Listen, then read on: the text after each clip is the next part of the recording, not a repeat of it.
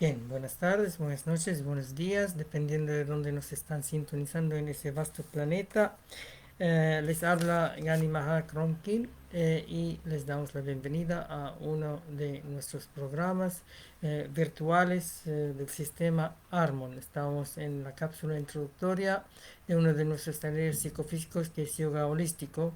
Más tarde vamos a hacer lo mismo con otro taller que es tai chi holístico. Mañana en la tarde vamos a hacer lo mismo para nuestro taller de sanación holística Chipran, y en la noche, mañana, vamos a hacer introducción teórica de nuestro taller de danza holística. Las cápsulas teóricas son casi media hora. Después viene la parte práctica de 90 minutos en otra plataforma que no es ni Instagram ni Facebook Live, para los inscritos, obviamente.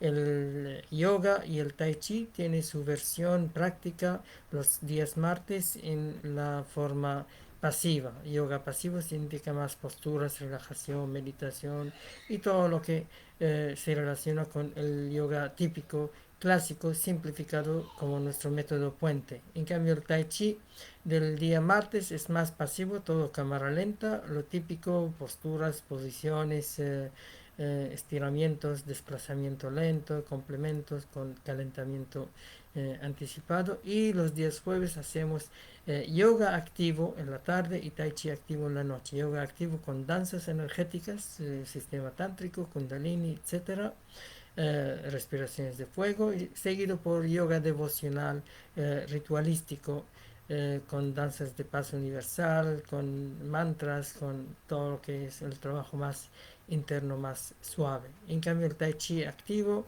lo asociamos con artes marciales de la paz, amigables, como tai chi chen, aikido, shingi, bagua, capoeira angola, etcétera, con un enfoque término medio como nuestro estilo de casi 4 o 5 décadas de experiencia en esta vida.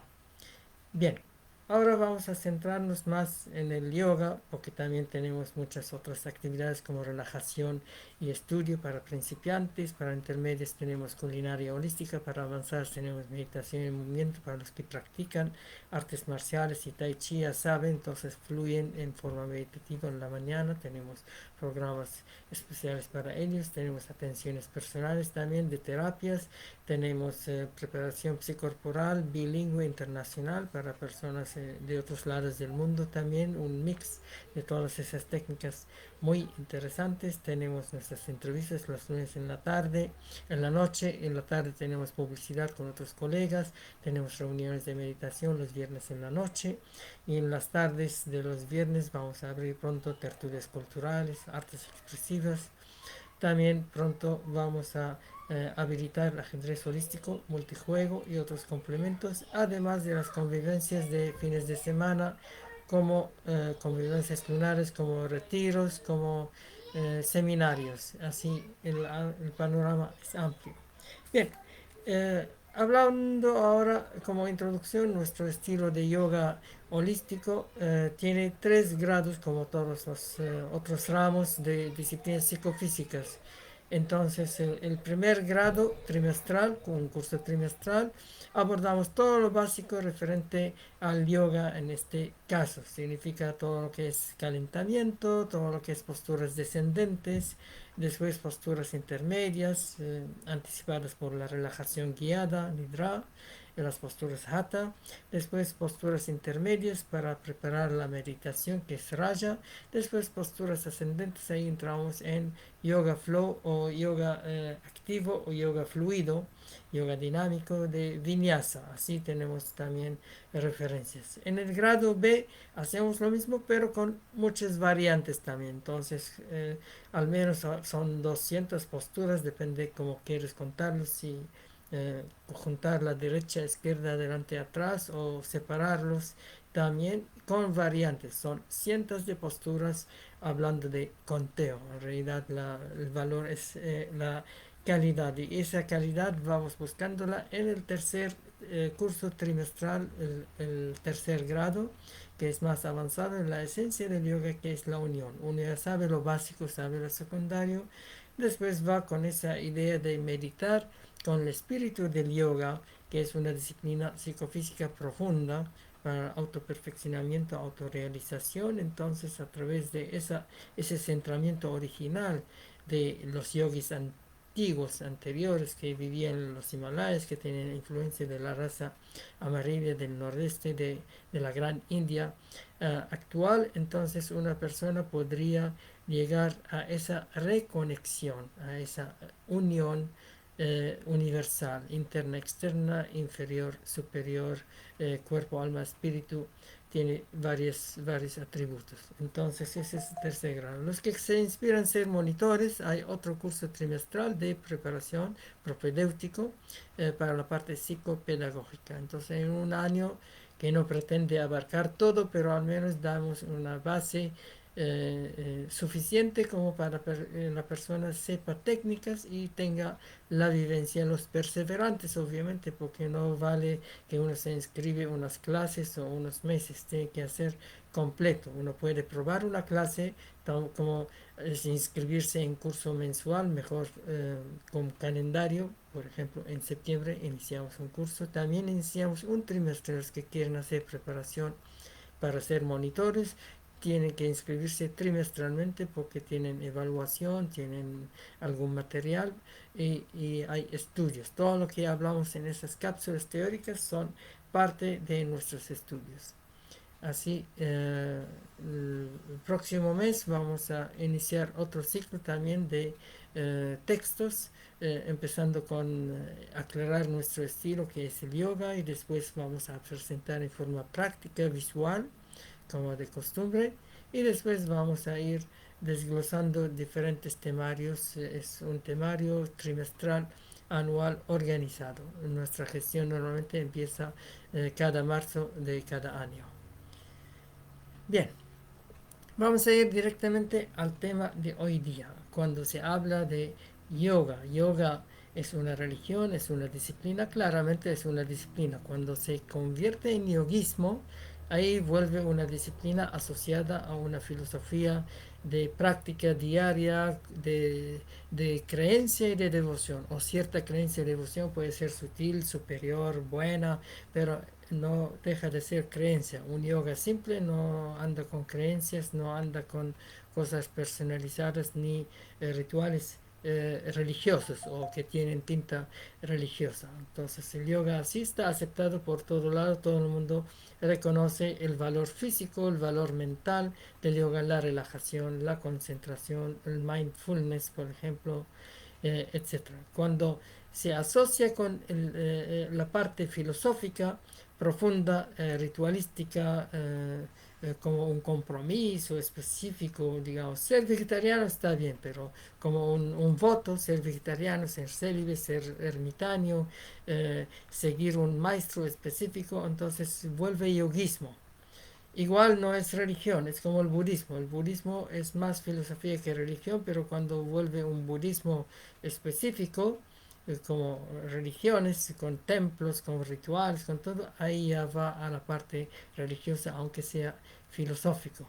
La esencia del budismo es parecido al yoga, por eso son complementarios también. Pero el yoga insiste en la parte física, alimenticia, etcétera, para ir a la autorrealización. En cambio, el budismo insiste en la conciencia, que es un enfoque superior, obviamente. No insiste en los ejercicios, dice que es bueno ser vegetariano, hacer ejercicios, etcétera, pero más importante es lo que, eh, no lo que entra, sino lo que sale, más o menos. Entonces, tiene rango. Es bueno entender eso. Ahora, dentro del budismo también hay budismo zen de los eh, chinos, de los japoneses chinos Chan, como el maestro, el monasterio Shaolin, el budismo tibetano también, el budismo de Vipassana de Birmania, del sureste asiático, el Hinayana. Entonces ahí es el mínimo de budista, el menos budista, apenas tiene algún tipo de templo, algún tipo de cosa, alguna referencia, dice ya somos budistas por decir, pero no meditamos, sentamos. Entonces es interesante, es como el yoga es disciplina, pero cuando se vuelve yoguismo con todo eso, se parece con aspectos religiosos que espantan a algunas personas proselitistas de ciertas religiones, como cristianos, musulmanes, etcétera, y alegra a los hinduistas, obviamente, porque de ahí sale el original. Ahora ya es patrimonio de la humanidad y se mezcla entre influencia religiosa y obviamente una manifestación comercial en todos lados. El yoga es una marca vendible en Occidente, todo el mundo yoga, yoga, yoga. Incluso hay algunos que practican yoga deportivo, yoga fitness o ya dicen stretching. Cada vez se están desligando del yoga y usándolo como referencia. Interesante este fenómeno, es bueno observar todo eso. Además, como siempre hemos leído, el yoga no es exento de maestros, de gurús, de involucramientos de ciertos escándalos económicos, sexuales, de manipulación, etcétera. No es difícil detectar eso, aunque no es tan común y frecuente como ocurre en las religiones normales. Pero es bueno ser cauteloso con todo eso y sacar lo que uno necesita del yoga y tener alguna base. Y si alguien le inspira, quizás en su encarnación anterior o reciente o en su misión, tiene que ver esa disciplina. Aunque no crea en vidas anteriores, pero hay explicación astrológica, explicación de la línea de vidas anteriores, incluso la línea genética. Puede ser que uno tenga una ascendencia con chamanes, con personas que necesitan, porque el yoga no solamente es disciplina para hacer posturas y meditar, aclarar la mente, también tiene todo un cuerpo filosófico, arquetipos, trabaja con chakras, trabaja con diseños eh, eh, de geometría sagrada, etcétera. Entonces también tiene sus detalles, tiene varios estilos. Entonces aquí tratamos de representar todos esos aspectos, sacar lo bueno y evitar lo negativo, ya sea superficial o fanático. Los dos son extremos que tienen algunas cosas interesantes, pero el resto lo dejamos al público. Hay libertad aquí. Bien, el yoga típicamente es una filosofía impersonalista. Significa cuando se refiere a ese Dios, a esa divinidad, normalmente hablan del universo, de la luz, de la existencia, de la conciencia, principalmente como el budismo. Y si algún personaje aparece como el Buda dentro del budismo, Buda histórico, Shakyamuni, que vivió casi 5 siglos antes de Cristo, o si aparece un Patanjali, que también no logró ser divino, beatificarse como el Buda histórico, pero hace 4 siglos antes de la era cristiana se supone que Patanjali escribió Yoga Sutra, codificando el yoga que conocemos actualmente con posturas, con respiración, pranayama, con concentraciones, dharana, dhyana, samadhi, la iluminación, etc. Después vinieron otros libros clásicos detallando ese legado. Entonces, estos normalmente no tenían un Dios, pero sí tienen que referir a un Dios, alguien divino que podría tener alguna encarnación física prehistórica hace 5 o 7 mil años, como Krishna. Krishna es más probable que existió, pero Shiva menos probable que existió como persona. Significa es como un arquetipo, como el Adán. Se refiere a Adán y Eva, pueden ser arquetipos sociales. Entonces vamos a leer un poquito ese dios del yoga, dice, si tienen que asociarse a algunos, porque a algunos no les importa, es indiferente. Y algunos rechazan porque dicen, no estamos en esa parada de personalista, si no somos impersonales, hablamos de la conciencia y si hay alguna mitología, interesante, pero no es nuestro. ¿Quién es Shiva? Shiva es uno de los dioses más importantes del hinduismo como religión heterogénea, porque es una religión politeísta, pero tiene elementos ateístas y politeístas y monoteístas, depende cómo lo quieres. Pero en general se define como politeísta y milenaria. Significa viene del norte de Irán, es una religión aria que invade a la India, que encuentra gente del norte más achinada, con tipo yoga, el del sur más melanésica, más negroide, tipo tántrico. Allá había tantra antes del vedismo, antes del Veda, y después después de ellos viene la invasión árabe islámica que pone otros elementos como elementos devocionales, etcétera. Entonces, ese Shiva es capaz de crear o destruir lo que desee porque se considera que domina diversas fuerzas sobrenaturales del cosmos.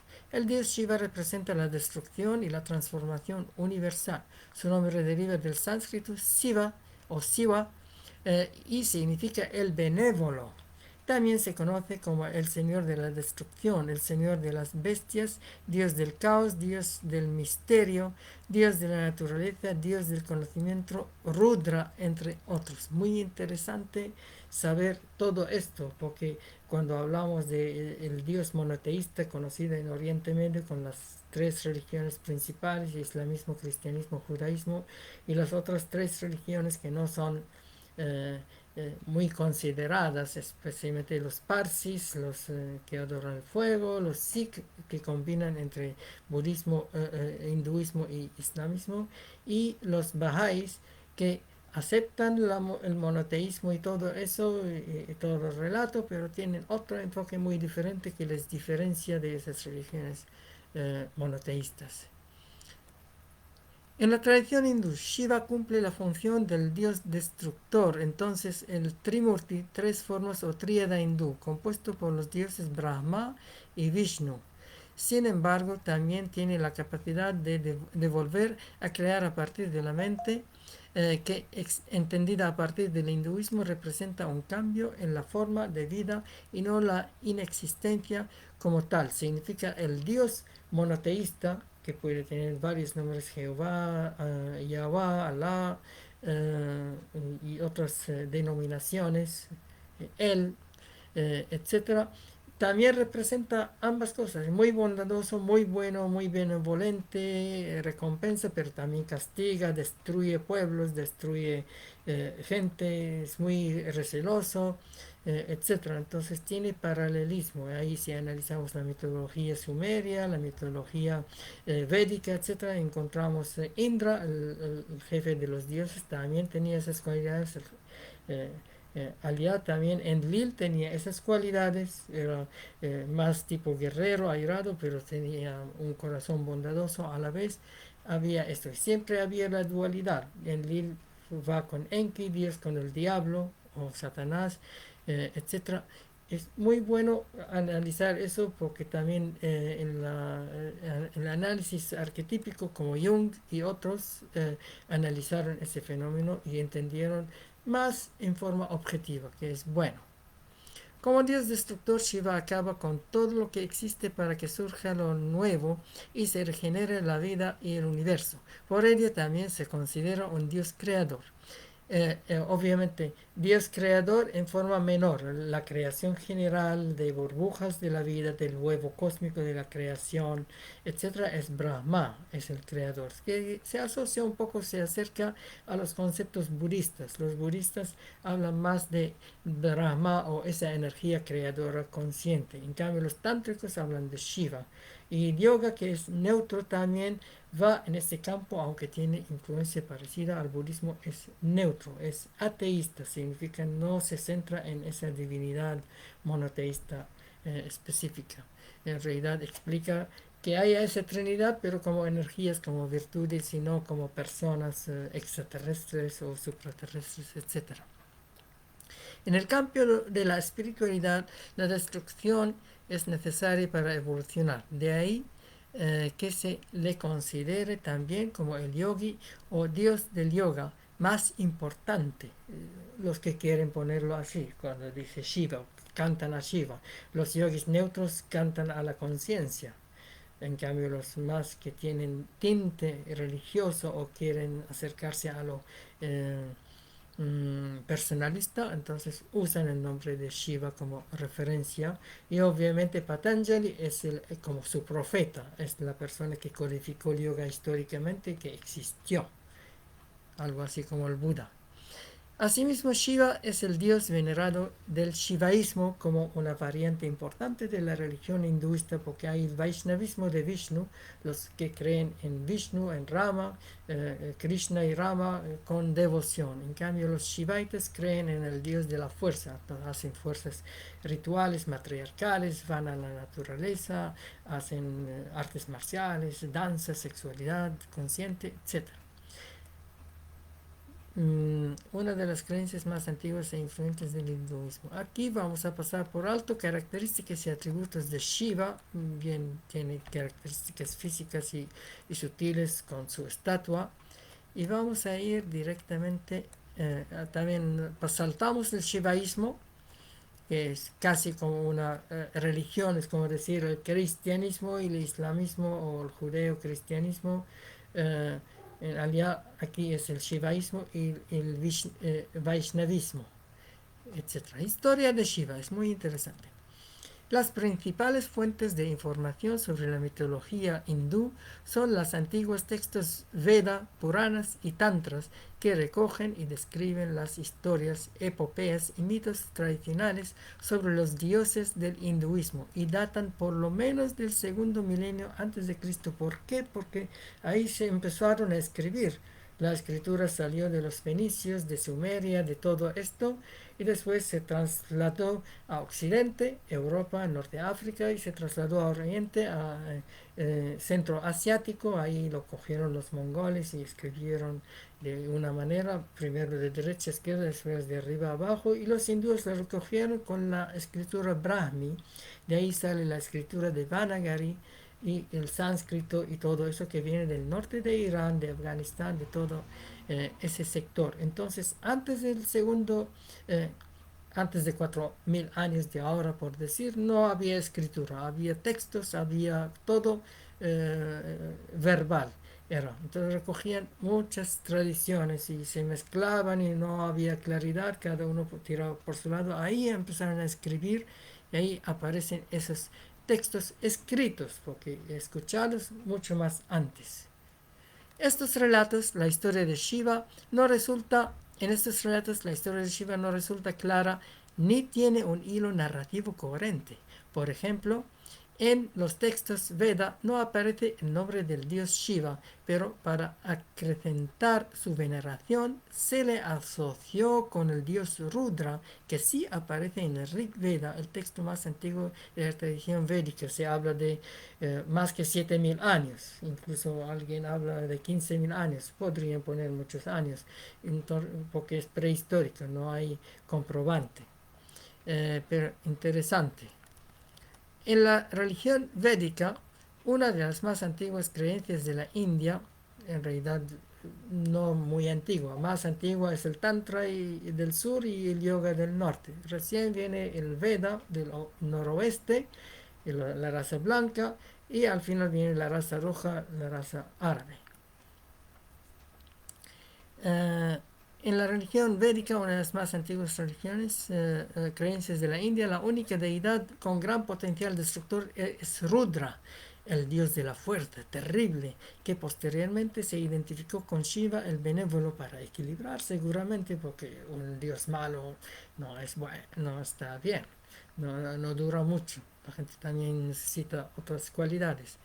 Ambos dioses tienen las mismas cualidades en las escrituras hindúes y se reconocen como el mismo dios para los expertos. Cuando vinieron los védicos y vieron cultura tántrica que veneraba a un Shiva negro, una Maheshwara más moreno, entonces ahí eh, querían aplastarlo al inicio, pero como no podían, entonces tenían que absorberlo.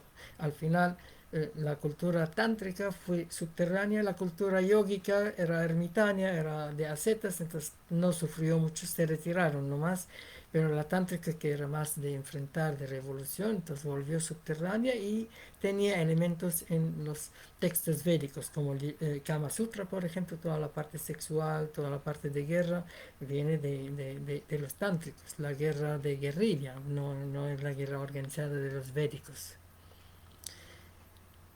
Bien, por su parte, en los textos Puranas se hace referencia a Shiva como Siva, Linga, Skanda, Agni, entre otros. pero en ninguno de estos textos o mitos se aclara su origen, aunque se destaque como uno de los principales dioses del hinduismo.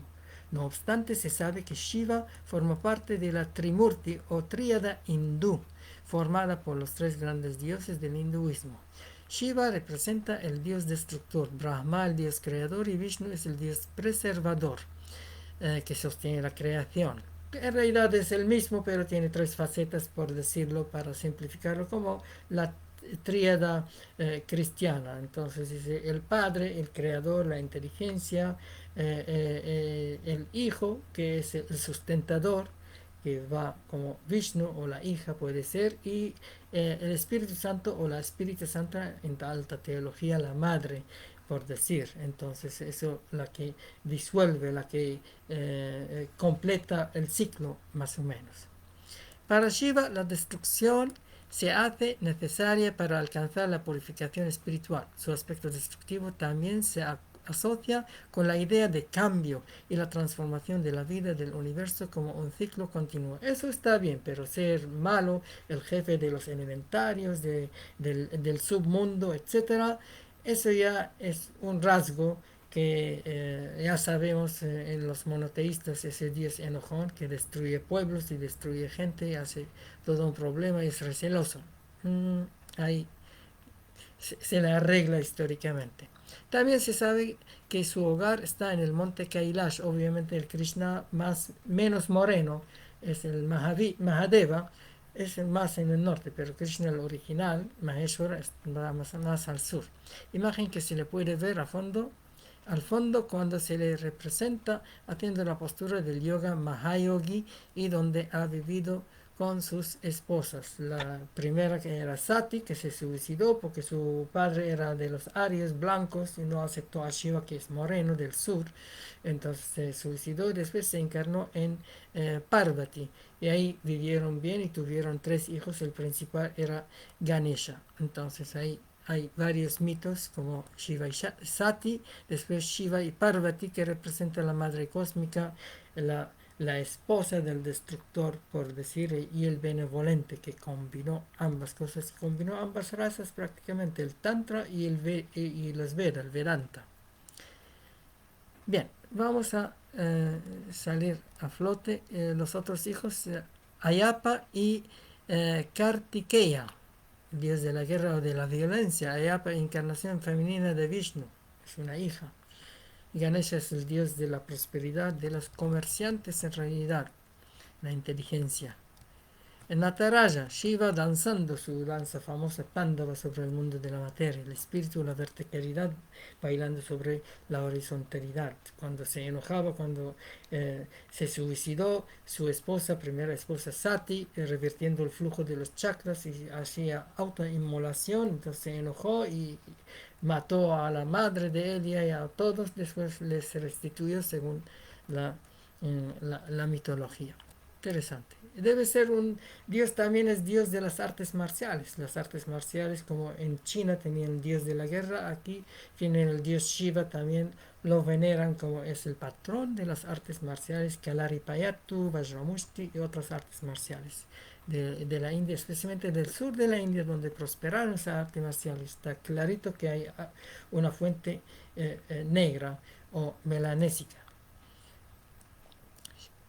Ahora vamos a ir a lo más importante, Shiva y el yoga. Shiva es considerado el dios y portavoz del yoga o gran yogi para los personalistas que quieren poner esto, porque los impersonalistas hablan de la conciencia, autorrealización, micro y macro. El yoga es una disciplina física y mental milenaria cuyo objetivo es liberar las ataduras materiales del alma. En el yoga la purificación espiritual es necesaria para evolucionar. Shiva es considerado el yogi más importante porque simboliza la energía creadora y destructora. En realidad, cuando hablamos de Shiva, significa combinamos el yoga, que es más meditativo, la autorrealización, la paz, el hermetismo, las montañas, con Shiva, que es el tantra, kundalini, el enfrentamiento a las danzas, la sexualidad, el arte marcial, todo eso. Entonces es una combinación. Cuando consideras a un Dios que es guerrero, que es danzante, que es revolucionario y lo mezclas con una disciplina pacífica, pasiva, entonces no es yoga puro, es el Dios del yoga tántrico, podríamos decir, ahí clarito. Una de las representaciones de Shiva más comunes en el yoga es la del Mahayogi, el gran yogi, el gran unificador, en la que aparece sentado frente al monte Kailasha, que es en el noroeste de la India, cerca de Kashmir. Es como otro Himalaya, pero más espiritual. No es para escalar, nadie escala, ya no permite. Sobre la piel de un tigre, en la postura perfecta o postura del loto, tigre, matando tigre. Entonces esto involucra sacrificio, es como decir el tantra de la mano izquierda, que es más guerrero, más sexual, frontal, etcétera. En cambio el tantra de la mano derecha, más el trabajo interno, son revolucionarios pero no agresivos. También se le arreglaron esa línea muy interesante. Eh, una de mis preparaciones después de la línea Sufi era también el yoga tántrico de la mano derecha, que es Dakshina Tantra. El tercer ojo en su frente representa la energía de la sabiduría. Bien interesante. Bien, terminamos esa cápsula teórica sobre Shiva y el yoga, que es muy interesante, muy aclaradora, y vamos a ir a la parte práctica con los inscritos en ese taller. Hoy día nos toca yoga pasivo, el día jueves yoga activo, pero directamente en Google Meet para los inscritos, con una introducción, con documentales, con parte de películas, toda la parte teórica, pero interna a través de documentales. Entonces, muy interesante los que se inscriben en el yoga activo también, con danza, eh, con respiraciones, con mantras, etcétera. Bien, seguimos con la música de fondo y nos veremos más tarde para la introducción del Tai Chi holístico, y después la parte práctica con el Tai Chi pasivo y el jueves el Tai Chi activo.